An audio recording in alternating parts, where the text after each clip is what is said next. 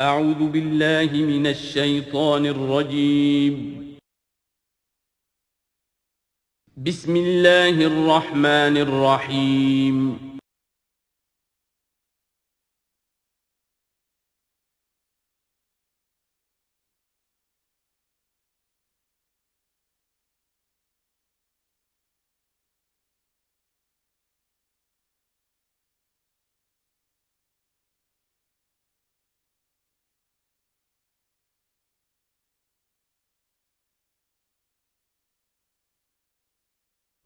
الحمد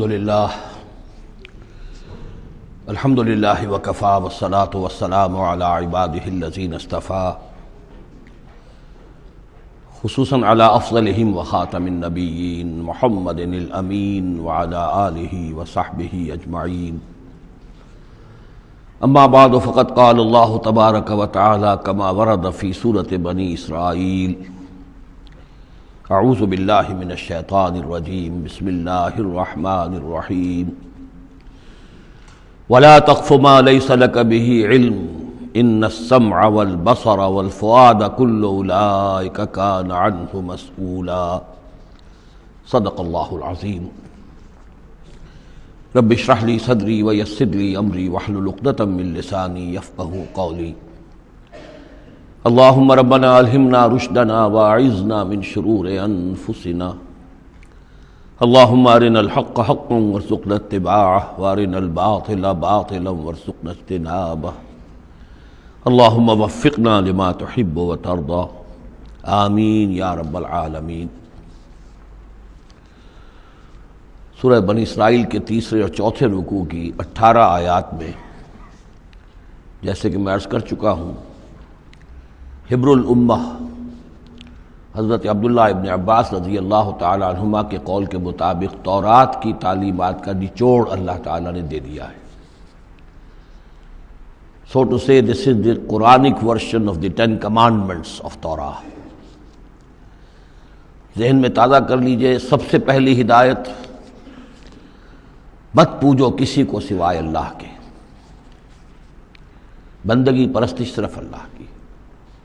دوسری ہدایت، والدین کے ساتھ حسن سلوک، اور اس موضوع پر یہ قرآن مجید کا ذروۂ سنام ہے۔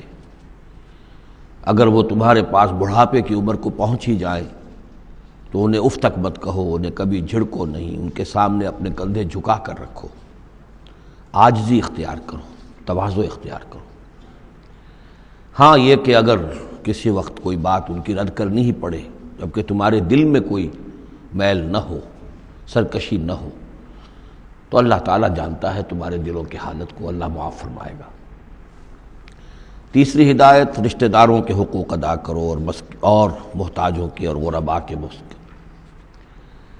چوتھی ہدایت، فضول خرچی میں دولت مت اڑاؤ۔ یہ تیسری اور چوتھی باہم مربوط ہے۔ اگر فضول خرچی میں دولت اڑاؤ گے تو ادائے حقوق کے لیے پیسے نہیں آئیں گے، بلکہ انسان مصرف جو ہے اپنی فاضل دولت کا کرے۔ حقوق کا ادا کرنا، اس میں قرابت دار سب سے پہلے ہیں، پھر اور جو بھی محتاج ہیں، مسکین ہیں، پھر یہ کہ اللہ کے دین کے لیے خرچ کرنا ہے۔ اس میں پھر مزید ہدایت کہ اگر کسی وقت تمہاری اپنی حالت ایسی نہ ہو کہ کسی کے ساتھ تعاون کر سکو، تب بھی یہ ہے کہ بات نرم کرو، معذرت کرو بڑے اچھے انداز میں۔ اسی سلسلے میں مزید ہدایت کہ ان صدقات اور خیرات کے معاملے میں بھی انتہا پسندی نہیں ہونی چاہیے۔ نہ یہ ہو کہ آدمی بخیل ہو جائے اور ہاتھ اپنی گردن سے باندھ لے کہ کوئی پیسہ نکلے ہی نہ یہ کہ اپنے دونوں ہاتھ کھلے چھوڑ دے، تو پھر یہ کہ اسے بعد میں پچھتانا پڑے۔ اسی میں مزید ہدایت، اگر تم اپنے کسی عزیز کا یا کسی اور بیچارے غریب انسان کا چاہتے ہو کہ اس کا حال بدل جائے، اس کی حالت بہتر ہو جائے، اپنی حد تک جو تم کر سکتے ہو ضرور کرو، لیکن یہ نہ سمجھو کہ تم کسی کی حالت بدلنے پر قادر ہو۔ کسی کے رزق کی کشادگی یا تنگی یا سراسر اللہ کے ہاتھ میں۔ ایک اور ہدایت، زنا کے قریب تک نہ پھٹکنا، یہ بہت ہی بری شے، بے حیائی اور برا راستہ ہے۔ مزید ہدایت، انسانی جان کا احترام، قتل ناحق سے بچنا، اور جو شخص ناحق قتل کر دیا جائے اس کے ورثاء کو ہم ایک اختیار دیتے ہیں، ان کے ہاتھ میں اختیار ہوتا ہے کہ قاتل کو معاف کریں یا قاتل سے جان کے بدلہ جان جو ہے اس کی لیں۔ مزید ہدایت، یتیموں کے مال کے قریب نہ پھٹکنا، لیکن بہت عمدہ طریقے سے ان کی حفاظت کرو، امانت سمجھو اس کو، یہاں تک کہ وہ اپنی بلوغت کو پہنچ جائے، پھر یہ ہے کہ تم ان کے مال ان کے حوالے کر ہی دو گے۔ عہد کی پابندی کرو، جہاں معاہدہ ہو جائے، وعدہ ہو، اس کو پورا کرو، اور جب ناپ کا دینے لگو تو ناپو بھی پورا، اور تول کر دو تو سیدھی ترازو سے تولو۔ یہی بہتر ہے نتیجے کے اعتبار سے بھی، اسی سے جو بقیت اللہ جو بچ جائے گا تمہارے لیے اس میں برکت ہوگی، اور بے ایمانی سے کم ناپ کر کم تول کر کچھ زیادہ اگر تم نے فوری طور پر حاصل کر بھی لیا تو اس میں برکت نہیں ہوگی، بلکہ اس میں نحوست ہوگی۔ ان تمام چیزوں کے بارے میں فرمایا۔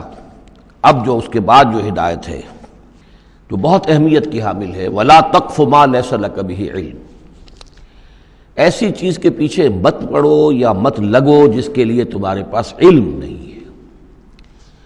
انسان کا بحیثیت اشرف المخلوقات اس کا طرز عمل جو ہے وہ علم پر مبنی ہونا چاہیے، توہمات پر نہیں، خام خواہ کے توہمات جن کے لیے کوئی بنیاد نہیں، کوئی دلیل نہیں، ان توہمات کے اوپر انسان اپنی روش کو استوار کرے، یہ اس کے شایع نشان نہیں ہے۔ البتہ اب علم جو ہے وہ دو طرح کے ہیں، یہ ہم سورہ بقرہ کے 4 رکوع میں دیکھ آئے ہیں۔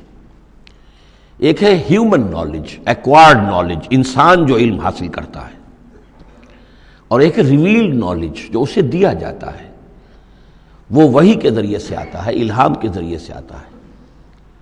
وہ ریویلڈ نالج جو ہے اس کے ریسیپینٹ جو ہے وہ ہیومن سول ہے، اسپرٹ ہے، یہ نہیں ہے، یہ سینسز نہیں ہے، یہ دماغ نہیں ہے۔ وہی چاہے جلی ہو چاہے خفی ہو، الہام ہو، کشف ہو، رؤیا صادقہ ہو، کوئی بھی شے ہو، اس کا تعلق اس حیوانی وجود سے نہیں ہے، اس کا در حقیقت اس روحانی وجود سے ہے جس کا مسکن قلب ہے۔ اب ظاہر بات ہے کہ اس میں بھی جو وہی خفی عام لوگوں کو ہو جاتی ہے، الہام ہو جاتا ہے، کچھ اور ہو جاتا ہے، وہ بھی کوئی دلیل نہیں ہے۔ اس شخص کے لیے تو دلیل ہے وہ، اگر وہ شریعت کے خلاف نہ ہو، لیکن کسی اور کے لیے دلیل نہیں ہے۔ جو ریویل نالج ہے اس میں صرف وحی جلی جو انبیاء کے پاس آئی ہے وہ دلیل ہے، وہ دلیل قاطع ہے، وہ برہان قاطع ہے۔ ان کے پاس جو وحی جلی آئی وہ بھی، اور جو وحی خفی آئی وہ بھی۔ وحی نبوت جو ہے وہ علم ہے، العلم۔ ایک علم تو یہ ہے، اور دوسرا علم وہ ہے جو انسان حاصل کرتا ہے خود۔ اس کے لیے یہ سینس آرگنز جو اس کو دیے گئے ہیں، حواس خمسہ، جن میں سے اہم ترین جو ہے ان السمع والبصر، سماعت اور بصارت، باقی یہ کہ 3 اور بھی ہیں، چھونا ہے، چکھنا ہے، سونگھنا ہے۔ ان سے جو سینس ڈیٹا ملتا ہے پھر وہ یہاں فیڈ ہوتا ہے دماغ میں، برین میں، اور یہ ایک کمپیوٹر ہے جو اسے پروسیس کرتا ہے، اس سے کچھ نتیجے نکالتا ہے۔ یہ آیت در حقیقت اس سے بحث کر رہی ہے۔ انسانی علم کے لیے اللہ تعالیٰ نے جو انسان کو ایپریٹس دیا ہے، جو آرگنز دیے ہیں، وہ ہے ان السمع والبصر والفؤاد، کل اولئک کان عنہ مسئولا۔ وہ سماعت ہے، بصارت ہے اور عقل ہے۔ یہ فؤاد کا ترجمہ میں نے عرض کیا تھا، عام طور پر دل کیا گیا ہے، حالانکہ کوئی اس کے لیے جو لغوی کوئی بنیاد موجود نہیں ہے کہ کون سا لفظ ہے، کون سا اس کا مادہ ہے۔ اس کا مادہ وہی ہے جس سے لفظ فائدہ نکلا ہے، اور آپ نے دیکھا ہوگا پرانے زمانے کتابوں میں کچھ لکھا پھر فے لکھ دیتے ہیں، فے فائدہ، یعنی اس بات سے یہ نتیجہ نکلتا ہے، پھر فے یہ نتیجہ نکلتا ہے، تو فائدہ نتیجہ ہے۔ اسی طرح فعید کہتے ہیں عربی زبان میں اس شے کو، جیسے سبزی ہے بہت سی، آپ نے اس کو ابال لیا اور بھون دیا تو اس میں پانی وانی نکل جاتا ہے، بجھ کر رہ جاتی تھوڑی سی ہو جاتی، بھجیا ہم کہتے ہیں اس کے، بھجیا بن گئی ہے۔ گوشت کا بھی یہ ہے کہ جب آپ اس کو سینکتے ہیں پانی وغیرہ نکل جاتا ہے، مختصر ہو جاتا ہے تو اس کا خلاصہ نکلتا ہے۔ تو سینس ڈیٹا سے جو خلاصہ نکالتا ہے پھر یہ برین کمپیوٹر، یہ ہے در حقیقت فؤاد۔ اس سے فائدہ حاصل کرنا، اس سے نتیجہ نکالا، اس سے انفر کرنا، اور اس سے انفر کر کے پھر جو بھی پاسٹ میموری موجود ہے، سٹورڈ ہے اس کے اندر، اس کے ساتھ اس کو پھر وہ کمپیئر کرتا ہے، پھر کوئی نیا نتیجہ نکلتا ہے تو اب سٹور کر لیتا ہے کہ ایک بات اور مجھے معلوم ہو گئی۔ اور یہ اس طریقے سے رفتہ رفتہ انسانی علم بڑھتے بڑھتے کہاں تک پہنچ گیا ہے؟ عقلیں دنگ ہیں، کہاں تک پہنچ گیا؟ آج کسی ایک انسان کے لیے ممکن ہی نہیں رہا ہے کہ وہ پورا جو معلومات کا دائرہ اس وقت ہے تمام سائنسز کے اندر ان کا احاطہ کر سکے، ناممکن۔ کسی فزسسٹ کے لیے یہ ممکن نہیں ہے کہ صرف فزکس کے دائرے کی تمام معلومات کو وہ اپنے ذہن میں جمع کر سکے۔ اتنا بڑا ایکسپلوژن ہے معلومات کا، وہ سب اسی سے ہے۔ ان السمع والبصر والفؤاد کل اولئک کان عنہ مسئولا۔ ان چیزوں کی مسئولیت ہے، اللہ نے یہ چیزیں تمہیں دی ہیں، اب ان کو تو بند کر کے رکھ چھوڑو، توہمات کے اوپر اپنا بنیاد رکھ لو۔ زلزلہ کیسے آتا ہے؟ ایک گائے ہے، گائے کے 2 سینگوں پر یا بیل کے 2 سینگوں پر زمین کھڑی ہے، وہ ایک سینگ کے اوپر وہ ٹکا لیتا ہے، پھر جب ذرا وہ تھک جاتا ہے تو وہ بدلتا ہے، تو دوسرے سینگ کے اوپر زمین کو لاتا ہے تو زلزلہ آ جاتا ہے۔ اس کے لیے کوئی دلیل یا تو ہونی چاہیے کتاب اللہ اور سنت رسول سے، وہ دلیل ہے، اور یا پھر دلیل ہوگی اس ذریعہ علم سے، جو ہیومن نالج ہے، اس سے جو علم حاصل ہو رہا ہے وہ قطعی ہے، وہ یقینی ہے، وہ ویریفائیبل ہے، وہ ایکسپیریمنٹیشن سے حاصل ہو رہا ہے، آبزرویشن سے حاصل ہو رہا ہے، پھر جو نتائج آپ نکالتے ہیں انہیں ویریفائی کر سکتے ہیں۔ تو یہ ہے اصل میں وہ آیت کہ جو انتہائی اہم ہے۔ قرآن مجید نے نوع انسانی کو اس راستے پر ڈالا ہے کہ توہمات کے تمام ذخیرہ کو رد کر کے اور علم پر اپنے موقف کو قائم کرو۔ اس کو کہا گیا ہے، اس کو جان لیجئے کہ اصل میں اس سے پہلے جو فلسفہ تھا، ارسطو کا فلسفہ، اس کا ڈنکا بج رہا تھا پوری دنیا میں، عالم اسلام میں بھی بہت عرصے تک ارسطو کا یہ ڈنکا بجتا رہا ہے، اب جا کر کہیں بمشکل ان چیزوں کی گرفت ڈھیلی پڑی ہے۔ وہ ہے استخراجی منطق۔ معلومات کا دائرہ بہت کم تھا، جو بھی معلومات تھی اس میں سے وہ نکالتے جا رہے ہیں، نتیجے نکال رہے ہیں، اسی میں سے وہ بال کے کھال اتار کر استخراجی ڈیڈکٹیو لاجک۔ قرآن نے آ کر انڈکشن، منطقی استقرائی کا دور شروع کیا۔ کھول آنکھ، زمین دیکھ، فلک دیکھ، فضا دیکھ، آبزرو کرو۔ افلا ينظرون الى الابل كيف خلقت والى السماء كيف رفعت والى الجبال كيف نصبت والى الارض كيف سطحت۔ دیکھو زمین کو، آسمان کو دیکھو، یہ تمام فینومینا آف نیچر اللہ کی نشانیاں، آیات ہیں۔ یہ تقدس عطا کیا ان کو، یہ اللہ کی آیات ہیں، اللہ کی نشانیاں اور قوانین طبیعہ اللہ تعالیٰ کے۔ ٹھیک ہے، اس معنی میں تو ہم مانتے ہیں کہ اللہ جب چاہے ان کو توڑ دے، لیکن روز روز تو وہ ٹوٹتے نہیں ہیں۔ اتنے محکم قوانین ہیں یہ، اگر یہ محکم قوانین نہ ہوتی، سائنس پاسبل ہی نہ ہوتی، ٹیکنالوجی ممکن ہی نہ ہوتی۔ کبھی کوئی قانون ہو جاتا حرکت کا، کبھی قانون حرکت کا بدل جاتا، تو پھر کیسے کوئی آپ مشین بناتے، کیسے کوئی آپ کوئی ٹیکنالوجی ممکن نہیں تھی۔ These laws of nature, physical laws, وہ بہت مضبوط ہے، اللہ کے بنائے ہوئے۔ ہاں، اللہ سے بالا تر نہیں ہے، یہ نہیں ہے کہ اللہ بھی پابند ہو گیا انہی کا۔ ظاہر بات ہے کہ سمندر ایک ہی دفعہ پھٹا ہے، حضرت موسیٰ علیہ السلام کے لیے معجزے کے طور پر روز روز تو نہیں پھٹتا سمندر۔ آگ نے ایک ہی مرتبہ جلانے سے انکار کیا ہے حضرت ابراہیم علیہ السلام کو، باقی روز روز تو نہیں۔ تو یہ چیزیں شاذ ہوتی ہیں، لیکن یہ معجزے کو ہم مانتے ہیں، اللہ تعالیٰ جب چاہے اپنے قوانین کو توڑ دے، لیکن یہ قوانین روز روز نہیں ٹوٹتے۔ یہ قوانین جو ہے مستقل ہے، دائم ہے، اور انہی کے ذریعے سے یہ پاسبل ہے سائنس۔ تو در حقیقت علامہ اقبال کا ایک بہت اہم نظریہ ہے جس کی طرف میں توجہ دلانا چاہتا ہوں۔ انہوں نے اپنے خطبات میں یہ بات کہی ہے، The inner core of the present Western civilization is Quranic۔ اس موجودہ مغربی تہذیب کی بھی جو انر کور ہے، اس کا جو خالص اندرونی جو اس کا محور ہے، وہ خالص قرآنی ہے، کیونکہ یہ سائنس پر قائم ہے۔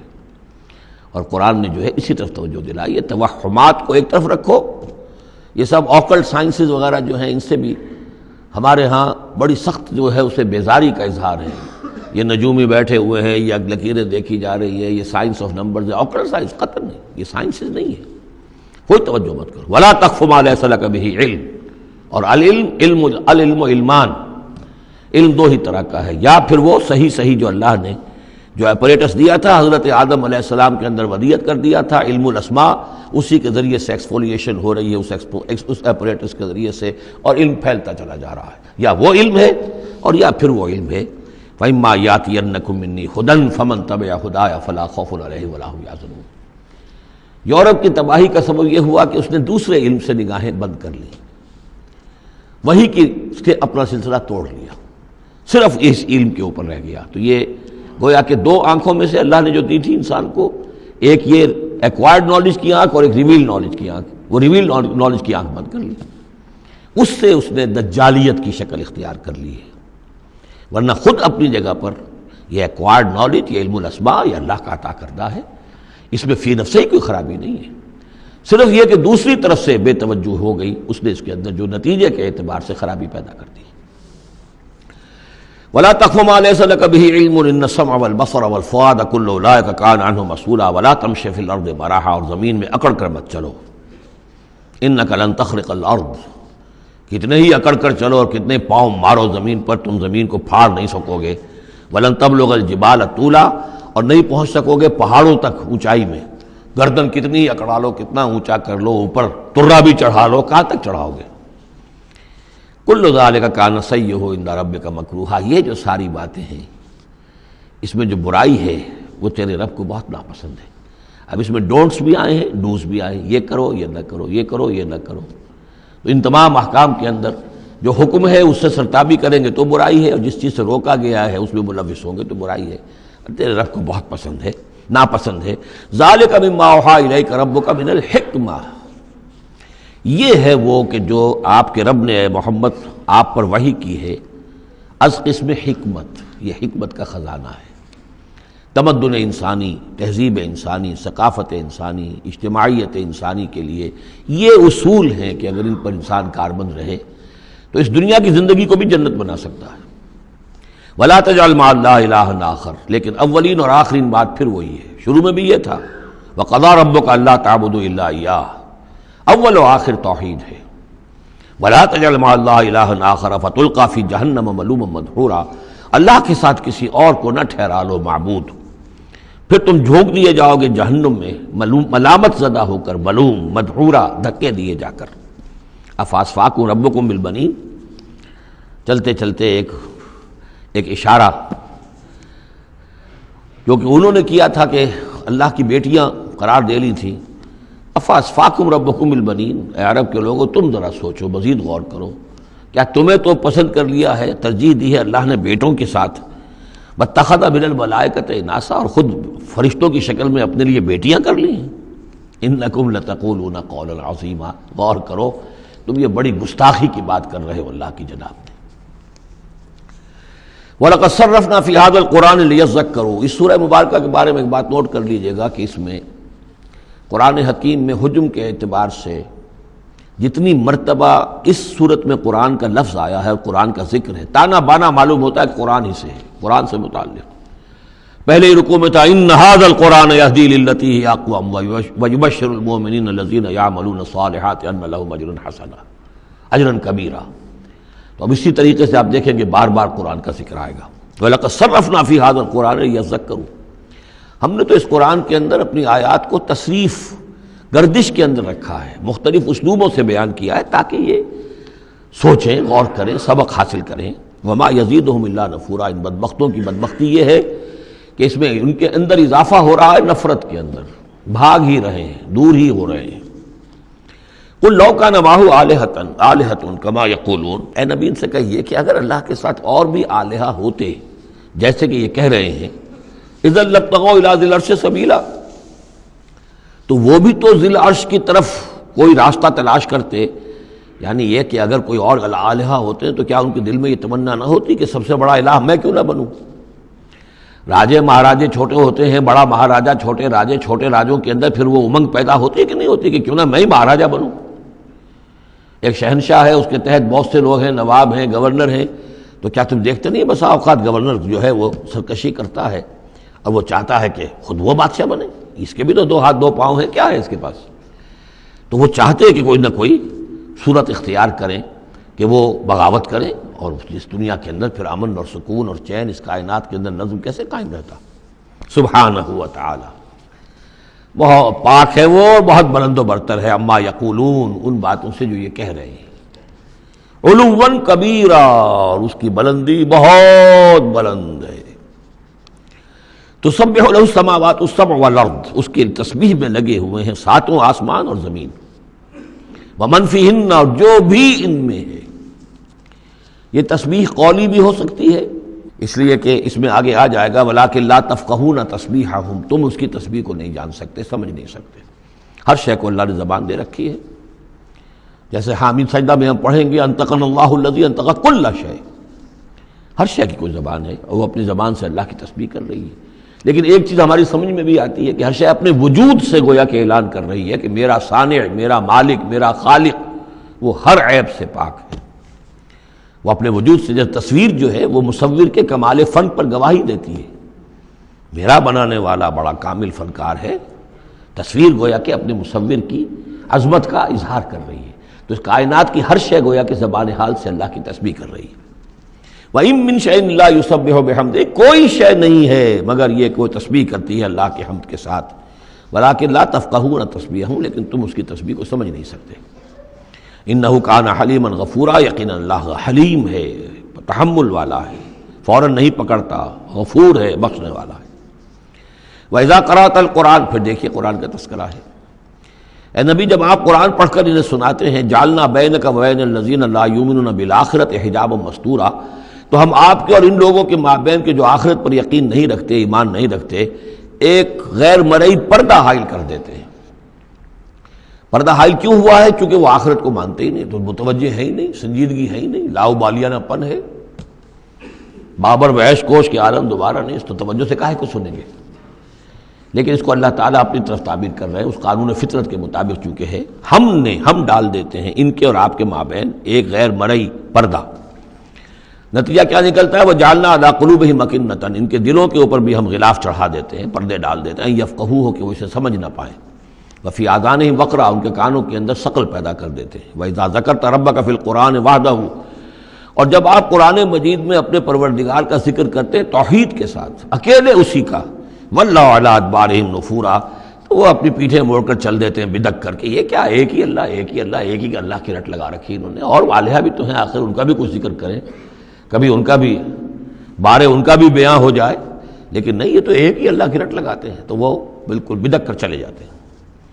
نحن اعلم بما یستمعون به اذ یستمعون الیک، اور جب اے نبی یہ آتے ہیں آپ کے پاس اور توجہ سے بیٹھ کر سنتے ہیں تو ہمیں خوب معلوم ہے یہ کیا سنتے ہیں۔ میں عرض کر چکا ہوں اس کا پس منظر کہ وہ اپنے عوام پر یہ اثر ڈالنے کے لیے کہ یہ لوگ تو بڑے مخلص ہیں، سمجھنا چاہتے ہیں، پھر ہمارے ذہین ہے، انٹیلیجنسیا ہے ہمارا، یہ ہمارا ایلیٹ ہے، تو یہ جا کر سوچتے ہیں پھر آخر کوئی بات نہیں ہوگی محمد کے پاس کہ یہ لوگ جو ہیں پھر خالی ہاتھ واپس آتے ہیں۔ ہمیں خوب معلوم ہے جو یہ سننے کے لیے آتے ہیں آپ کے پاس تو کیا سننے آتے ہیں۔ وَإِذْ هُمْ نَجْوَىٰ، اور پھر جب یہ علیحدہ ہوتے ہیں، سرگوشیاں کر رہے ہوتے ہیں، اِذْ يَقُولُ الظَّالِمُونَ، اور پھر یہ ایک دوسرے سے کہتے ہیں یہ ظالم، ان تتبعون الا رجلا مسحورا، تم نہیں پیروی کر رہے ہو مگر ایک سحر زدہ شخص کی، یعنی ان میں سے کسی کے دل میں کوئی بات پیدا ہونی بھی لگتی ہے کہ نہیں بھئی آج تو جو بات کی ہے محمد نے صلی اللہ علیہ وسلم بڑی وزنی بات ہے، اس پر تو سنجیدگی سے غور کرنا ہوگا۔ اب ان کے کان کھڑے ہوئے کہ معلوم ہوتا ہے کہ اس پر تو ہمارے اس دوست اور ساتھی کے اوپر تو محمد کا داؤ چل گیا صلی اللہ علیہ وسلم، لہذا پھر اس کو سمجھاتے نہیں بھائی ایک سحر زدہ آدمی ہے، مسحور انسان ہے، کہاں اس کی باتوں پر سنجیدگی سے غور کر رہے ہو۔ انظر کیف ضربوا لک الامثال، دیکھیے اے نبی کیسی مثالیں وہ آپ کے لیے بیان کرتے ہیں، سحر زدہ، مسحور، کبھی ساحر، کبھی مسحور، کبھی شاعر، کبھی مجنون، یعنی کوئی ایک رائے بھی ان کی نہیں آپ کے بارے میں بن رہی ہے۔ فضلوا، اب وہ بھٹک گئے ہیں، فلا یستطیعون سبیلا، اور اب یہ راہ یاب نہیں ہو سکیں گے۔ وقالوا اذا كنا عظاما ورفاتا، اور وہ کہتے ہیں کہ کیا جب کہ ہم ہڈیاں ہو جائیں گی اور چورا چورا ہو جائیں گی ہماری ہڈیاں بھی، ہمارا گوشت گل سڑ کر جو ہے راکھ ہو جائے گا، اِنَّا لَمَبْعُوثُونَ خَلْقًا جَدِيدًا، کیا کہہ رہے ہیں محمد صلی اللہ علیہ وسلم، کیا پھر ہمیں اٹھا لیا جائے گا ایک نئی زندگی، ایک نئی تخلیق؟ گویا کہ انہیں یہ بہت محال معلوم ہوتا ہے، ناممکن ہے۔ قُلْ كُونُوا حِجَارَةً أَوْ حَدِيدًا، اے نبی ان سے کہیے کہ تم تو ہڈیوں کی بات کر رہے ہو اور مٹی کی بات کر رہے ہو، خواہ تم پتھر بن جاؤ، لوہا بن جاؤ، او خلقم مما یکبر فی صدورکم، یا اس سے بھی زیادہ کوئی سخت چیز جو تمہارے دلوں میں ذہن میں ہو، تمہارے اس کا تصور کر سکتے ہو، وہ بن جاؤ، تب بھی اللہ اٹھا لے گا۔ فسیقولون من یعیدنا، پھر وہ کہیں گے اچھا کون ہمیں اٹھائے گا دوبارہ، کون ہمیں دوبارہ پیدا کرے گا؟ قل الذی فطرکم اول مرہ، کہیے وہ جس نے تمہیں پہلی مرتبہ پیدا کیا۔ فَسَيُنْغِضُونَ إِلَيْكَ رُؤُوسَهُمْ، تو پھر وہ آپ کے سامنے ذرا اپنے سرکوں کو مٹکائیں گے، سروں کو، ہاں ٹھیک ہے، لیکن وَيَقُولُونَ مَتَىٰ، کب ہوگا ایسا بتائیے۔ قُلْ عَسَىٰ أَن يَكُونَ قَرِيبًا، کہہ دیجئے ہو سکتا ہے قریب ہی آئی ہوئی، تمہاری شامت جو ہے ہو سکتا ہے دور نہ ہو۔ یوم یدعوکم فتستجیبون بحمدہ، جس دن کہ وہ تمہیں پکارے گا جب تم اپنی قبروں میں ہوگے یا گلے سڑے ہوئے ہڈیوں کی شکل میں ہوگے، لیکن تم چلے آؤ گے اس کی پکار پر لبیک کہتے ہوئے، بحمدہ ہی اس کی حمد کرتے ہوئے، وتظنون ان لبثتم الا قلیلا، اور تم گمان کرو گے نہیں رہے ہم مگر بہت تھوڑا سا عرصہ، دنیا میں بھی اور یہ پورا عالم برزخ جو ہے یہ بھی کوئی تھوڑا سا ہی عرصہ تھا جو ہم گزار کر آئے۔ وَقُلْ لِعِبَادِي يَقُولُوا الَّتِي هِيَ أَحْسَنُ، اے نبی میرے بندوں سے کہہ دیجئے، اب یہ عبادی کون ہے؟ اہل ایمان، بجائے یا ایھا الذین آمنوا کہنے کے قُلْ لِعِبَادِي میرے بندوں سے کہہ دیجئے، يَقُولُوا الَّتِي هِيَ أَحْسَنُ، وہ بات کیا کریں عمدہ، مطلب یہ ان کی طرف سے کوئی تلخی کی بات نہیں ہونی چاہیے۔ اب ان لوگوں کے آباء و اجداد سے بنے ہوئے ان کے خیالات ہیں، عقائد ہیں، ان کی ریتیں ہیں، ان کی رسمیں ہیں، ان کی حمیت ہے، ان کی غیرت ہے، عوام میں جہالت ہے، ان کے چودھریوں میں اپنے مفادات، اپنی حیثیت، اس کا احساس ہے، لہذا یہ تمام رکاوٹیں جو ان لوگوں کے راستے میں حائل ہیں ان کا خیال کریں، تو اپنا جو داعی جو ہے اس کے اندر تحمل ہونا چاہیے، حلم ہونا چاہیے، داعی کہیں مشتعل نہ ہو۔ قل لعبادی یقولوا التی ہی احسن، انہیں بات کرنی چاہیے عمدہ۔ ان الشیطان ینزغ بینہم، یقین شیطان تو چاہے گا کہ ان کے درمیان کوئی لڑائی شروع کرا دے، ہاتھا پائی شروع کرا دے۔ ان الشیطان کان للانسان عدوا مبینا، یقیناً شیطان جو ہے وہ تو انسان کا کھلا دشمن ہے ہی۔ ربکم اعلم بکم، تمہارا رب تم سے خوب واقف ہے۔ ان یشاء یرحمکم، وہ چاہے گا تو تم پر رحم فرمائے گا، اور ان یشاء یعذبکم، چاہے گا تمہیں عذاب دے گا۔ وما ارسلناک علیہم وکیلا، اور نبی ہم نے آپ کو ان پر کوئی داروغہ بنا کر نہیں بھیجا ہے کہ آپ ذمہ دار ہیں ان کو ہدایت پر لانے کے، نہیں، یہ معاملہ ہر شخص کا اپنا ہے، ذاتی ہے، ہز اون چوائس۔ وَرَبُّكَ أَعْلَمُ بِمَنْ فِي السَّمَاوَاتِ وَالْأَرْضِ، اور اللہ آپ کا رب خوب جانتا ہے ان تمام چیزوں کو کہ جو آسمان میں ہے اور زمین میں ہے۔ وَلَقَدْ فَضَّلْنَا بَعْضَ النَّبِيِّينَ عَلَىٰ بَعْضٍ، اور ہم نے بعض انبیاء کو بعض انبیاء پر فضیلت دی ہے۔ اب چونکہ یہ مسئلہ وہی ہے، آخری دور ہے مکے کا، اور وہ خبریں پہنچ چکی ہیں، اور یہ صورت بنی اسرائیل کے تاریخ سے شروع ہو رہی ہے، تو اب ظاہر بات ہے کہ ایک مسئلہ اٹھ کھڑا ہوگا کہ آیا موسیٰ افضل ہیں یا محمد افضل ہیں، یا یہ کہ عیسیٰ افضل ہیں یا محمد افضل ہیں صلی اللہ علیہ وسلم علیہ الصلاۃ والسلام۔ تو یہاں پر مسلمانوں کو اس دعوت اور تبلیغ کے جو تقاضے ہیں ان کے حوالے سے کہ اس بحث میں تم نہ پڑھو، اگر اس بات کو تم زیادہ زور دو گے ان میں حمیت پیدا ہو جائے گی، جیسے ہمارے ہاں وہ کھڑے ہو کر الاپتے ہیں سارے نبیوں سے افضل ہمارا نبی، ٹھیک ہے وہ ہے افضل، لیکن خود انہوں نے کہا ہے کہ مجھے یونس ابن متہ پر بھی فضیلت مت دو، حضور کے صحیح حکم کی خلاف ورزی کرتے ہیں جو یہ کہتے ہیں افضل، اس میں کوئی شک نہیں، لیکن یہ کہ اس افضلیت کا اس طریقے کا چرچا کرنا جو ہے اس سے دوسروں کے اندر ایک جو ہے منفی کیفیات پیدا ہوتی ہیں۔ اس حوالے سے حضور کی حدیث ہے یہ، مجھے یونس ابن متہ پر بھی فضیلت مت دو، یونس وہ ہیں رسولوں میں سے ایک ہی رسول ہیں دنیا میں جنہیں کچھ اللہ نے سزا دی ہے، پکڑ ہوئی ہے، اور کسی کا معاملہ نہیں، یہ سورہ یونس میں ہم دیکھا ہے، تو آپ نے فرمایا مجھے یونس پر بھی فضیلت مت دو، اس لیے کہ اس بات میں مت پڑھو۔ وَلَقَدْ فَضَّلْنَا بَعْضَ النَّبِيِّينَ عَلَىٰ بَعْضٍ، ہم نے بعض انبیاء کو بعض انبیاء پر فضیلت دی ہے، بس اصولی بات ہے، تِلْكَ الرُّسُلُ فَضَّلْنَا بَعْضَهُمْ عَلَىٰ بَعْضٍ۔ اب یہاں دیکھیے خاص طور پر پھر ان کے نبی کا ذکر کیا جا رہا ہے، وَآتَيْنَا دَاوُودَ زَبُورًا، ہم نے داؤد کو زبور عطا کی تھی۔ ہم ان انبیاء اور رسل کے جو عظمتیں ہیں، ان کے جو مقامات ہیں، ان کے اعتراف میں، ان کے اعلان میں ہمیں کوئی باک نہیں، ہمیں کوئی جھجک نہیں۔ قُلِ ادْعُوا الَّذِينَ زَعَمْتُم مِّن دُونِهِ، کہیے ان سے کہ پکارو انہیں جنہیں تم سمجھتے ہو کہ اللہ کے سوا کوئی معبود ہے، کوئی کار مختار وہ بھی ہیں۔ فَلَا يَمْلِكُونَ كَشْفَ الضُّرِّ عَنكُمْ وَلَا تَحْوِيلًا، تو انہیں کوئی اختیار حاصل نہیں ہے، نہ تو تم سے کوئی تکلیف دور کرنے کا اور نہ ہی کوئی حالت کو بدل دینے کا۔ اولئک الذین یدعون، وہ ہستیاں جنہیں یہ پکار رہے ہیں، پکارنے والوں میں دیکھیے کہ پکارنے میں ایک تو ایسے بھی تھے خیالی ہستیاں جن کا کوئی وجود ہی نہیں، من گھڑت، لیکن پکارے جانے والے انبیاء، اولیاء اللہ یا فرشتے یہ بھی تو ہو سکتے ہیں نا، لیکن اس عالم امر میں، اس عالم غیب میں ان کا حال کیا ہے جنہیں یہ پکار رہے ہیں؟ ہم کئی دفعہ دیکھا ہے انہیں پتہ بھی نہیں کہ یہ ہمیں پکار رہے ہیں، قیامت کے دن وہ تو انکار کریں گے، ہمیں کوئی معلوم نہیں تھا کہ تم نے ہمارے ساتھ یہ گستاخیاں کی ہیں اور ہمیں شرمندگی کا سامان بن گئے ہو، کہ اللہ تعالیٰ کے سامنے ہماری شرمندگی ہے کہ اللہ تعالیٰ کے ہاں پیش ہو رہے ہیں کہ ہمیں مد مقابل بنایا گیا اللہ کا۔ لہذا اولئک الذین یدعون یبتغون الی ربہم الوسیلۃ، اس عالم غیب میں وہ تو خود اللہ کے، اپنے رب کے تقرب کے متلاشی ہیں۔ یہ وسیلہ کا لفظ آ چکا ہے اس سے پہلے، یبتغون الی ربہم الوسیلۃ ایہم اقرب، یعنی اس عالم امر میں بھی درجات ہیں، فرشتے ہیں، طبقہ اسفل کے فرشتے ہیں، پھر درجہ اعلیٰ کے فرشتے ہیں، پھر مقربین بارگاہ ہیں، پھر وہ جو ہے ملائے اعلیٰ جس کو کہا جاتا ہے، ملائکہ مقربین ہیں. تو ان کے اندر بھی ایک درجہ بندی ہے، اور وہ اس عالم کے اندر بھی جیسے یہاں اللہ کے بندے تقرب اللہ کی کوشش کر رہے ہیں، وہ وہاں پر وہ بھی اس عالم کے اندر، بس فرق تو یہی ہے کہ وہ ہماری نگاہوں سے اوجھل ہے. یبتغون الی ربہم الوسیلۃ ایہم اقرب، چاہتے ہیں کہ اور آگے بڑھیں اور قرب ہو جائے، ایک دوسرے سے آگے نکل جائیں. وَيَرْجُونَ رَحْمَتَهُ، اور اس کی رحمت کے امیدوار ہیں. وَيَخَافُونَ عَذَابَهُ، اور اس کے عذاب سے ڈرتے رہتے ہیں. ان عذاب ربک کان محذورا، واقعہ یہ ہے کہ آپ کے رب کا عذاب جو ہے واقعتاً ایسی شے ہے جس سے ڈرتے رہنا چاہیے. وَإِن مِّن قَرْيَةٍ إِلَّا نَحْنُ مُهْلِكُوهَا قَبْلَ يَوْمِ الْقِيَامَةِ أَوْ مُعَذِّبُوهَا عَذَابًا شَدِيدًا، اور نہیں ہے کوئی بستی مگر یہ کہ ہم اسے ہلاک کر کے رہیں گے قیامت کے دن سے قبل، یا عذاب دیں گے اسے بہت ہی شدید عذاب. اس آیت کو جوڑ لیجئے گا، چونکہ یہ جوڑا ہے یہ سورت اور یہ سورہ کہف. لِيُنذِرَ بَأْسًا شَدِيدًا مِّن لَّدُنْهُ، بہت بڑی جنگ اور بہت بڑی تباہی جو آنے والی ہے قیامت سے قبل، اس کی طرف اشارہ ہے کہ یہ جو، اور آج کل جو بھی آپ تصور کر سکتے ہیں کہ ایٹمک جنگ اگر ہو جائے تو کیا ہوگا دنیا میں، نیوکلیئر وار ہو، اور کسی بھی وہ چھڑ سکتی ہے. لیکن یہ کہ قیامت سے پہلے الملحمۃ العظمیٰ، ایک بہت بڑی جنگ ہونے والی ہے، جس کی کہ احادیث کے اندر خبریں ہیں، جس کا تذکرہ پھر آئے گا سورہ کہف کے اندر صراحت کے ساتھ. تو کوئی بستی ایسی نہیں ہے قیامت سے پہلے وہ عذاب آئے گا. اور معذبوها عذابا شدیدا کان ذلک فی الکتاب مستورا، اور یہ تمام چیزیں جو ہیں اللہ کی کتاب میں لکھی ہوئی ہیں، طے شدہ ہیں، وہ آنا ہے، اس کا ایک ٹائم ٹیبل معین ہے.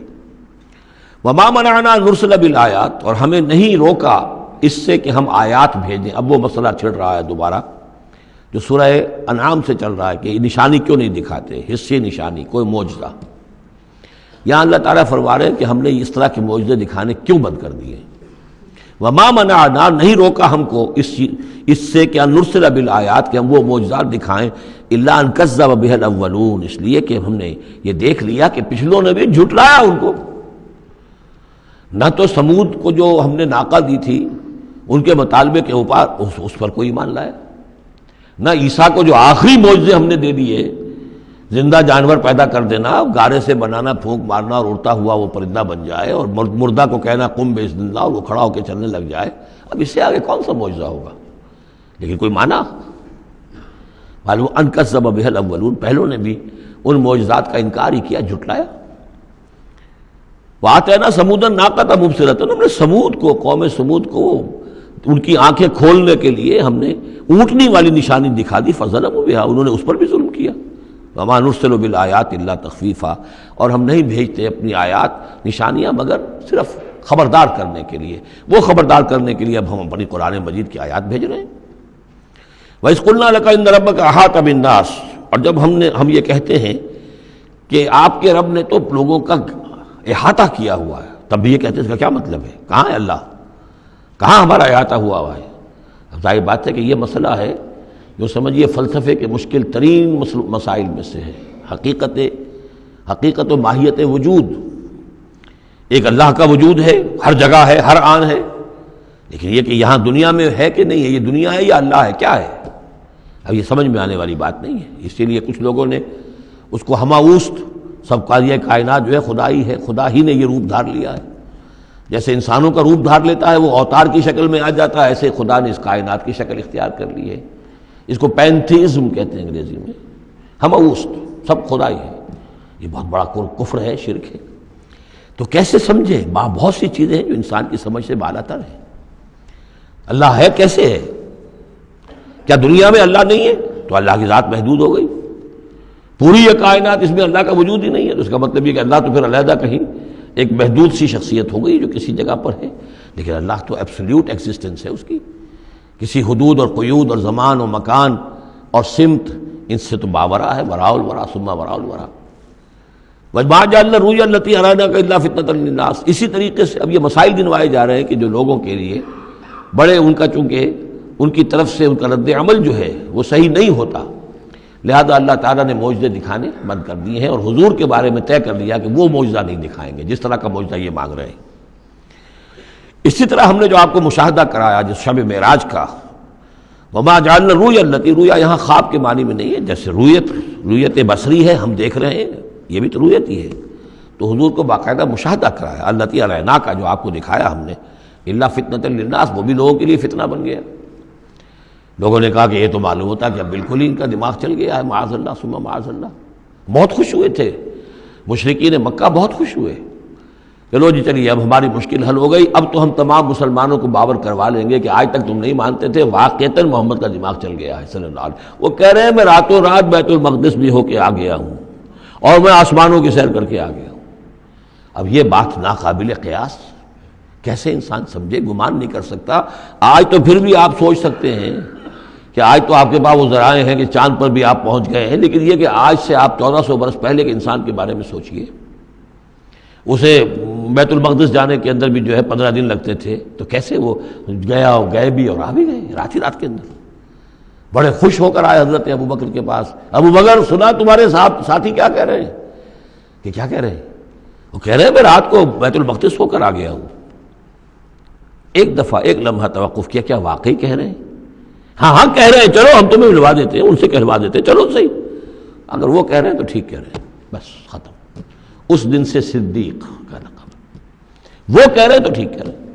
اور فرمایا جب میں یہ مانتا ہوں کہ آسمان سے روز ان کے پاس فرشتہ آتا ہے، تو اگر وہ آسمان ہوا ہے تو کون سی بڑی بات ہو گئی؟ اگر اللہ کا فرشتہ آسمان سے روز آتا ہے ان کے پاس، تو وہ آسمان تک ہو کے آ گئے تو کون سی بڑی بات ہوئی؟ وہ اگر کہہ رہے تو سچ کہہ رہے ہیں۔ مستند ہے ان کا فرمایا ہوا، وما جعلنا الرؤیا التي اریناک الا فتنۃ للناس، یہ بھی لوگوں کے لیے فتنہ بن گیا۔ وشجرۃ ملعونۃ فی القرآن، اسی طرح ایک مثال ہے قرآن مجید میں زقوم کے درخت کا ذکر آتا ہے کہ وہ درخت جو ہے وہ عین جہنم کے اس کے تہ کے اندر اس کی جڑ ہوگی، وہاں سے وہ درخت کیسا ہوگا؟ آگ کے اندر درخت، ہاؤ از اٹ پاسبل؟ اب یہ زقوم کا یہ بھی ان کے لیے ایک فتنہ بن گیا۔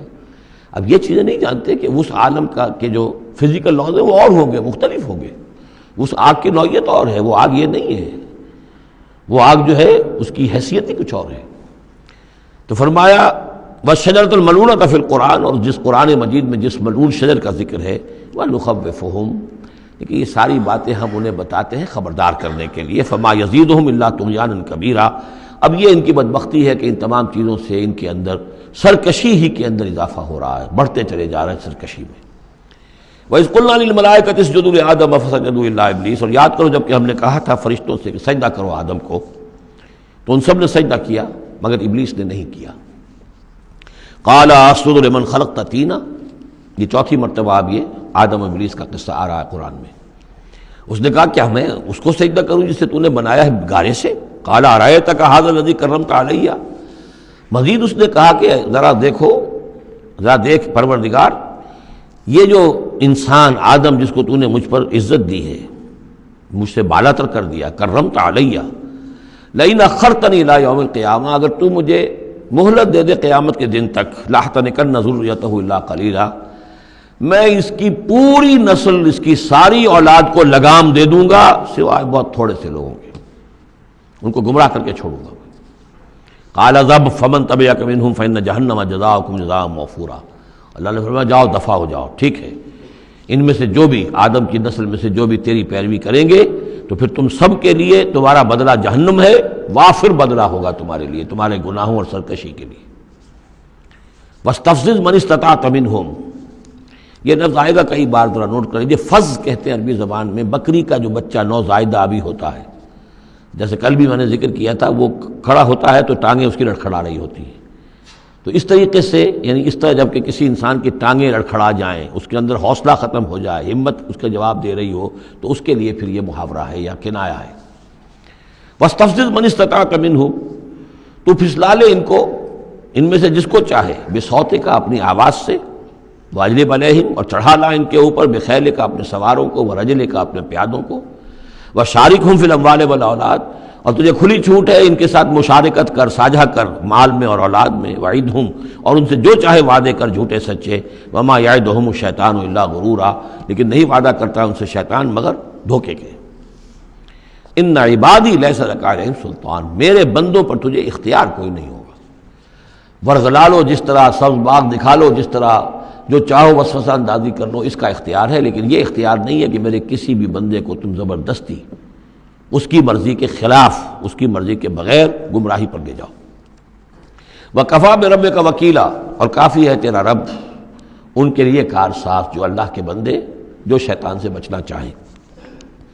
ربکم الذی یسجی لکم الفلک فی البحر، تمہارا رب وہ ہے جو چلاتا ہے کشتیوں کو سمندر میں یا دریا میں، لتبتغوا من فضلہ، تاکہ تم اس کے فضل کو حاصل کر سکو۔ انہ کان بکم رحیما، یقیناً وہ تم پر بہت ہی رحیم ہے اور شفیق ہے۔ وَإِذَا مَسَكُمُ الضُّرُّ فِي الْبَحْرِ، یہ مضمون کئی دفعہ آ چکا ہے، جب تمہیں تکلیف پہنچتی ہے سمندر میں، طوفان آتا ہے، موت نظر آتی ہے، ضل من تدعون الا اياه، تو سب گم ہو جاتے ہیں تم سے، بھول جاتے ہیں ان سب کو جن کو تم عام حالات میں پکارتے ہو، جن کو ڈنڈوت کرتے ہو اور جن کے سجدے کرتے ہو۔ فلما نجاکم الى البر، سوائے اللہ کے سب کو بھول جاتے ہو، صرف اللہ کو پکارتے ہو۔ پھر جب اللہ تعالیٰ تمہیں بچا کر نکال کر لے آتا ہے خشکی پر، اعرض تم پھر اعراض کرتے ہو، پھر رخ موڑ لیتے ہو۔ وکان الانسان کفورا، یقین انسان بہت ناشکرا ہے۔ افامنتم ان یخسف بکم جانب البر، تو کیا تم اس سے ڈرتے نہیں کہ وہی اللہ تمہیں زمین میں خشکی میں بھی تو دھنسا سکتا ہے کہ نہیں؟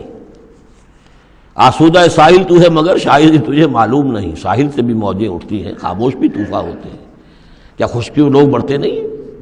وہاں جب تھے تو چیخ رہے تھے، چلا رہے تھے، اللہ کو پکار رہے تھے، خشکی پر آتے ہی اور اب تم بھول گئے اللہ کو، تو کیا اللہ یہاں تمہیں دھنسا نہیں سکتا زمین میں؟ ان یخسف بکم جانب البر اور یرسل علیکم حاصبا، یا تم پر ایک ایسی تیز آندھی بھیج دے اس بر پر، خشکی پر، کہ جس میں پتھر ہوں اور پتھراؤ ہو تمہارا اور تم ہلاک ہو جاؤ۔ ثم لا تجدوا لکم وکیلا، پھر تمہیں کوئی بچانے والا نہ ملے۔ ام امنتم ان یعیدکم فیہ تارۃ اخری، تو کیا تمہیں اس کا ڈر نہیں رہا کہ پھر کبھی دوبارہ اللہ تمہیں لے جائے اسی سمندر میں؟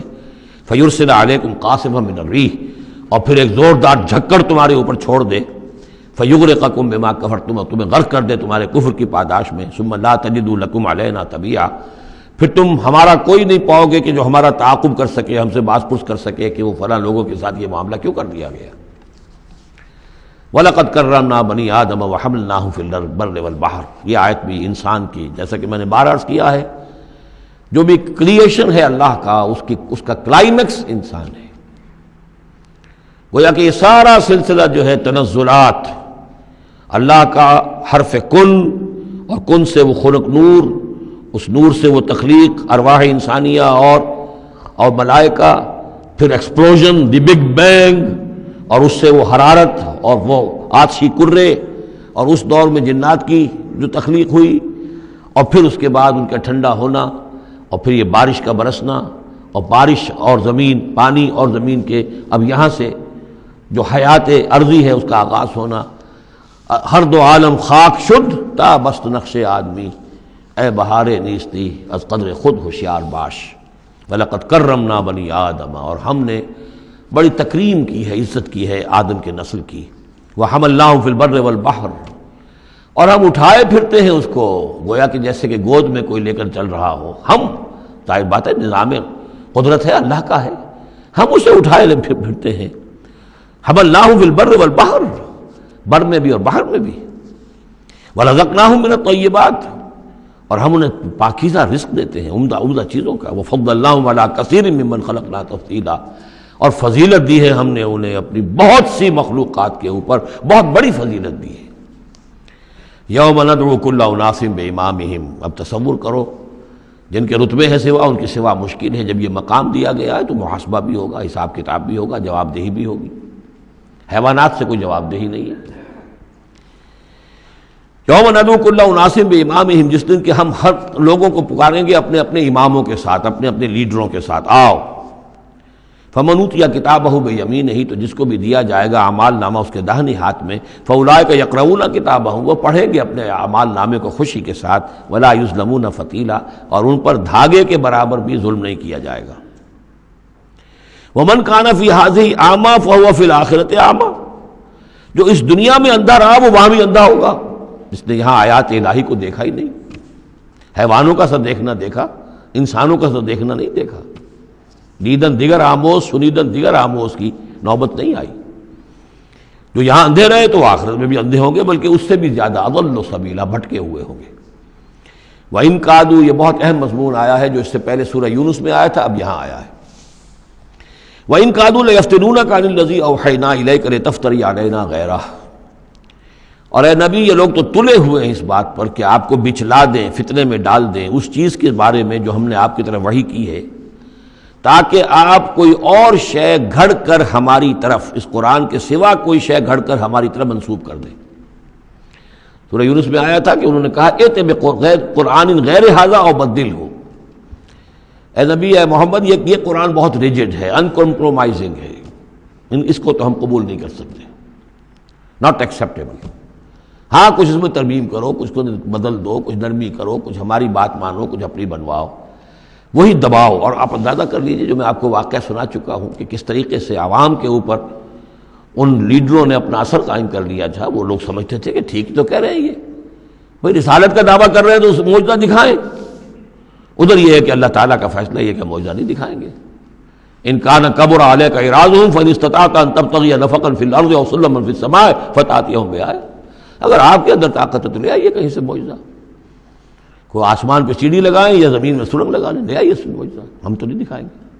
تو کس قدر دباؤ تھا حضور پر صلی اللہ علیہ وسلم۔ اس دباؤ میں اس کا بھی اضافہ ہے کہ کہتے اچھا ٹھیک ہے محمد ہم بات مان لیں گے، آپ کی ذرا یہ اس کے اندر ترمیم کیجیے، ائت بقرآن غیر ھذا او بدلہ۔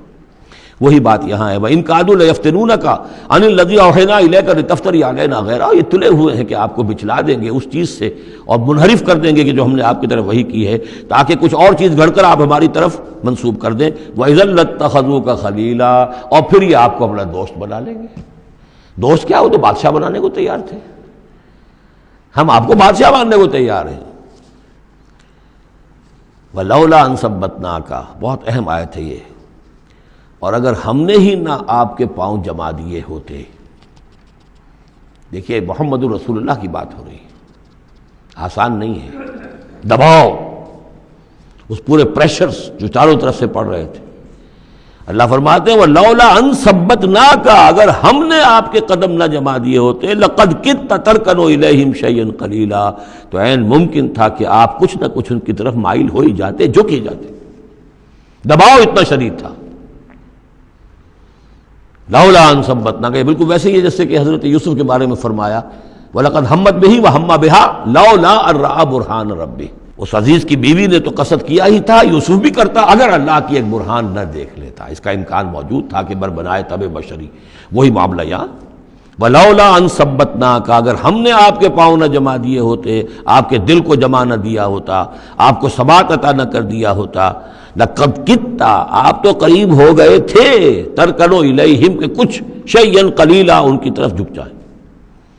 اِذًا لَأَذَقْنَاكَ ضِعْفَ الْحَيَاةِ وَضِعْفَ الْمَمَاتِ، اگر ایسا ہو جاتا تو ہم آپ کو دگنی سزا دیتے دنیا کی اور دگنی سزا دیتے آخرت کی۔ الرب رب وإن تنزل والعبد عبد وإن ترقى ثم لا تجد لك علينا نصيرا، پھر نہ پاتے آپ اپنے لیے ہمارے مقابلے میں کوئی مددگار، آپ کو چھڑانے والا کوئی نہ ہوتا۔ میں ترجمہ وہی کر رہا ہوں کہ جو قرآن کے الفاظ ہیں، لیکن مفہوم سمجھ لیجئے، یہ سختی اصل میں حضور کی طرف نہیں ہے، بظاہر خطاب حضور کی طرف ہے، عتاب جو ہے خطاب حضور کی طرف، عتاب ہو رہا ہے ان پر جو دباؤ ڈال رہے ہیں کہ بدبختو، ہمارے نبی کے لیے یہ بالکل ممکن نہیں ہے، یہ ہرگز نہیں کریں گے۔ وَإِن كَادُوا لَيَسْتَفِزُّونَكَ مِنَ الْأَرْضِ لِيُخْرِجُوكَ مِنْهَا، اور یہ تلے ہوئے اس بات پر کہ آپ کے قدم اکھاڑ دیں اس سرزمین سے، مکے سے، تاکہ یہاں سے نکال باہر کریں آپ کو، لِيُخْرِجُوكَ مِنْهَا، یہ گویا کہ بالکل آخری وقت ہے اب مکی دور کا کہ جس میں کہ وہ کشاکش انتہا کو پہنچ چکی تھی۔ وَإِذًا لَا يَلْبَسُونَ خِلَافَكَ إِلَّا قَلِيلًا، لیکن ساتھ ہی پیشن گوئی بھی ہے کہ ٹھیک ہے یہ تو نہیں کہا کہ یہ آپ کو نکال نہیں پائیں گے، اس کی نفی نہیں کی، لیکن یہ کہ پھر یہ بھی یہاں پر زیادہ دیر رہ نہیں سکیں گے، یعنی یہ کہ چند سال کی بات ہی ہے نا، 8 سال کے بعد، بلکہ بڑے بڑے سردار تو ان کے جو ہے 2 سال کے بعد ہی وہ بدر کے اندر جا کر کھیت رہے، ابو جہل کہاں رہا، عقبہ ابن ابی معیط کہاں رہا، سب ختم، بڑے بڑے سب کے سب سردار جو تھے جو غادری سب ختم ہو گئے۔ وَإِن كَادُوا لَيَسْتَفِزُّونَكَ مِنَ الْأَرْضِ، جیسے وہ پاؤں ڈگمگاتے ہیں، لڑکھڑاتے ہیں مرغی کے نوزائیدہ، اس بکری کے نوزائیدہ بچے کے، یہ چاہتے ہیں کہ آپ کے قدموں کو یہاں سے ہلا دیں، لا يستفزونك من الارض ليخرجوك منها، تاکہ وہ یہاں سے نکال دیں آپ کو۔ وَإِذًا لَا يَلْبَسُونَ خِلَافَكَ إِلَّا قَلِيلًا، اس صورت میں خود یہ بھی پھر یہاں پر زیادہ دیر نہیں رہ سکیں گے سوائے تھوڑا سا عرصہ۔ سنت من قد ارسلنا قبلک من رسلنا، اور یہ طریقہ رہا ہے، ہم نے آپ سے پہلے جتنے رسولوں کو بھیجا ان کے باب میں ہمارا یہی قانون رہا ہے کہ نبی جب ہجرت کر جاتا ہے تو پھر گویا کہ امان اٹھ جاتی ہے، پھر اس قوم کے اوپر عذاب آتا ہے۔ وَلَا تَجِدُ لِسُنَّتِنَا تَحْوِيلًا، اور آپ ہماری اس سنت اور قانون اور قاعدے میں اور ضابطے میں کوئی تبدیلی نہیں پائیں گے۔ اقم الصلاۃ لدلوک الشمس الی غسق اللیل وقرآن الفجر، نماز کو قائم رکھیے سورج کے ذرا ڈھلنے سے لے کر رات کے تاریک ہو جانے تک۔ یہ اصل میں 5 وقتہ نماز کا اب نظام یہاں آ رہا ہے، اس طریقے سے نہیں دیا گیا لیکن اب نظام بتا دیا گیا ہے۔ وہ تو حضرت جبرائیل نے بتایا، وہ معاملہ بالکل دوسرا ہے، لیکن یہ کہ سورج ڈھلتا ہے، جیسے نصف النہار ہے، اس سے ذرا سورج جو ہے مغرب کی طرف گیا، ظہر، تھوڑی دیر بعد عصر، تھوڑی دیر بعد مغرب، پھر رات تاریک ہو گئی، عشاء، 4 نمازیں ہیں۔ اور سردیوں کے موسم میں تو لگتا ہے کہ پے بپے تابڑ توڑ آ رہی ہے، جو نماز مسجد میں پڑھتے ہیں وہ تو گئے اور آئے اور گئے اور آئے، تو گویا کہ نماز کھڑی ہے مسلسل۔ قائم رکھو نماز کو سورج کے ڈھلنے سے لے کر اور رات کے تاریک ہو جانے تک، وقرآن الفجر۔ اور اب ایک اور نماز رہ گئی اور وہ ہے فجر کی، اور اسے تعبیر کیا قرآن الفجر، اس لیے کہ اس میں طویل قرات ہونی چاہیے، قرآن کا پڑھا جانا فجر کے وقت۔ ان قرآن الفجر کان مشہودا، اس لیے کہ یہ فجر کے وقت قرآن کا پڑھا جانا جو ہے یہ مشہود ہے، یعنی اس میں ایک تو یہ کہ حضور قلب ہوتا ہے انسان کا، سو کر اٹھا ہے آدمی، تر و تازہ ہے، حواس جو ہیں تازہ ہیں، کوئی تکدر نہیں ہے، کوئی تکان نہیں ہے، تو ایک تو حضور قلب ہے، اور ایک یہ ہے کہ فرشتے بھی عصر اور فجر کے وقت جو ہے ان کی شفٹیں چینج ہوتی ہیں۔ یہ دونوں نمازوں میں یہ جو ہیں دونوں شفٹوں والے موجود ہوتے ہیں، رات والے آتے ہیں عصر کے وقت اور دن والوں کی چھٹی ہوتی ہے، اور فجر میں یہ ہے کہ رات والوں کی چھٹی ہونے والی ہے اور دن والے آ کر چارج لیتے ہیں، تو فرشتوں کی حاضری کا وقت ہے۔ وَمِنَ اللَّيْلِ فَتَہَجَّدْ بِهِ، اور نماز کے ایک حصے میں سے آپ جاگیے اس قرآن کے ساتھ، بہی کو یہاں نوٹ کیجئے، جیسے سورہ انعام میں نے بار بار نوٹ کرایا تھا، انذر بہی ذکر بہی، تبشیر ہو اس قرآن کے ذریعے سے، تذکیر اس قرآن کے ذریعے سے، انذار اس قرآن کے ذریعے سے۔ تو تہجد جو ہے جاگنا قرآن کے ساتھ جاگنا ہے۔ اب ہمارے ہاں چونکہ قرآن لوگوں کو یاد نہیں ہوتا تو جو پڑھتے بھی ہیں تہجد وہ تو 8 رکعتیں جیسے تیسے جو قل هو اللہ کے ساتھ پڑھ کر پھر بیٹھ کر کوئی مراقبہ کر لیا، کوئی اور ذکر کر لیا، وہ اصل تہجد وہ نہیں، اصل تہجد یہ ہے طویل قرات رات کو کھڑے ہو کر کی جائے۔ نافلۃ لک، یہ اضافی شے ہے اے نبی آپ کے لیے۔ عسیٰ ان یبعثک ربک مقام محمودا، امید ہے کہ آپ کا رب آپ کو مقام محمود پر فائز کرے گا۔ یہ مقام محمود کو بہت بلند مقام ہے میدان حشر میں اور پھر جنت میں، جس کی حقیقت کو ہم اس وقت نہیں جان سکتے۔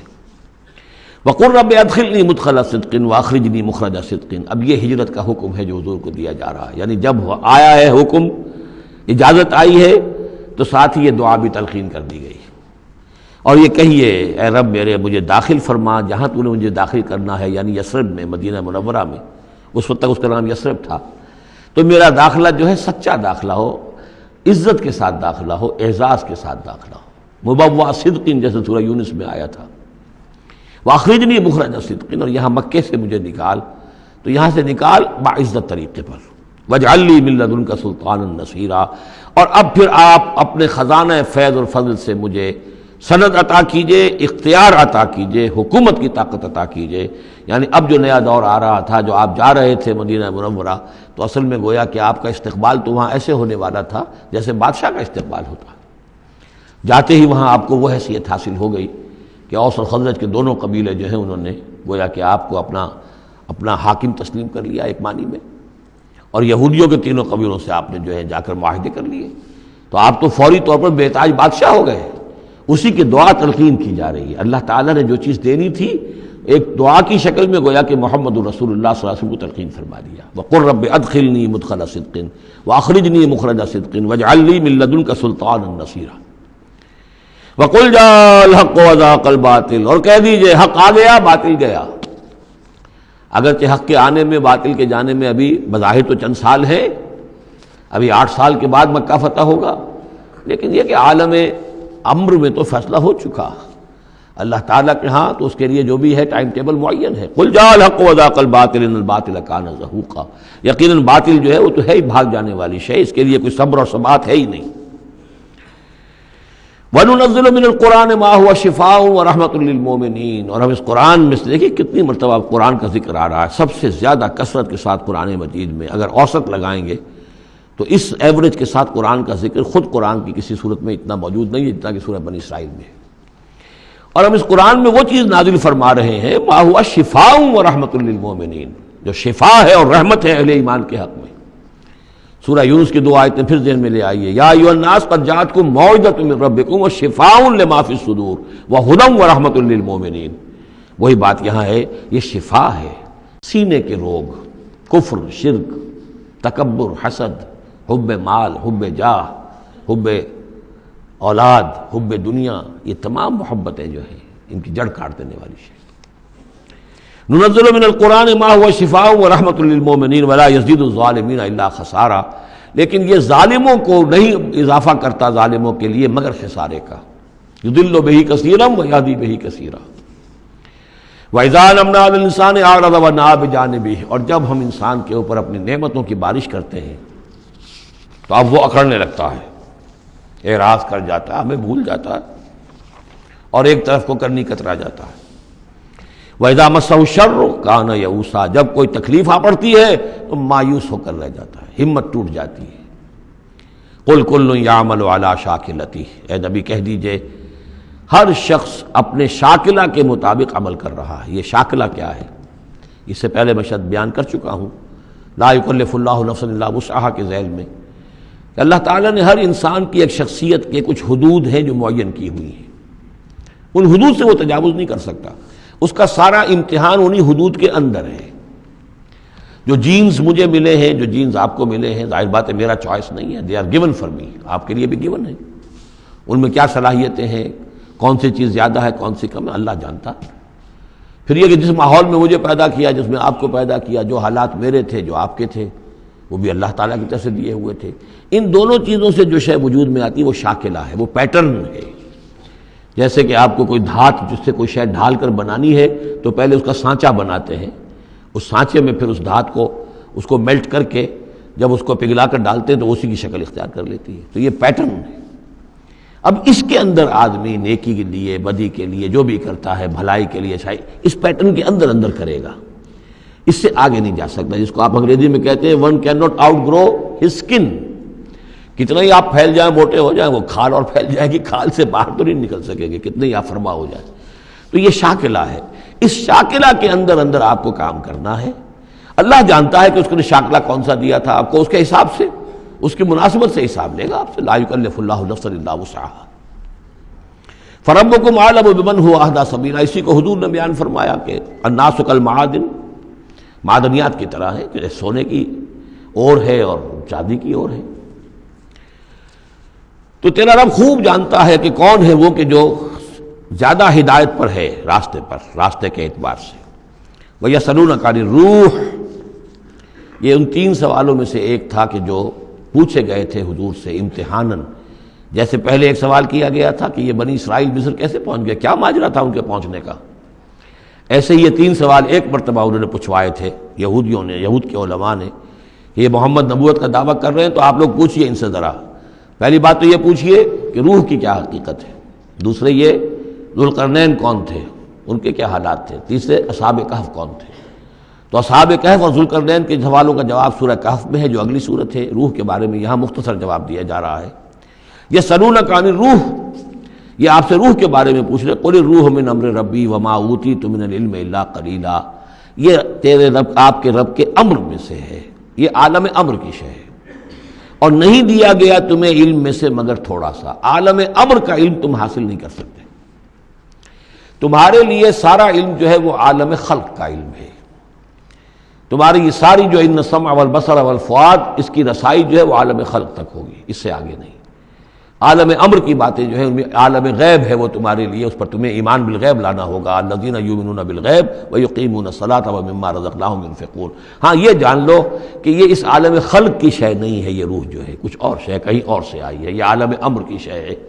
عالم امر جیسا کہ میں نے عرض کیا، یا فرشتے عالم امر سے متعلق ہیں، یا ارواح انسانیہ، یا ان کی کمیونیکیشن جو ہوتی ہے، فرشتہ جب بات کرتا ہے تو وہ روح جس کو ہم کہتے ہیں وحی، وہ بھی روح ہے۔ تو یہ 3 چیزیں ہیں کہ جن کا تعلق عالم امر سے ہے، اور روح انسانی بھی انہیں میں شامل ہے۔ بارک اللہ لی و لکم فی القرآن العظیم ونفعنی وإیاکم بالآیات والذکر الحکیم۔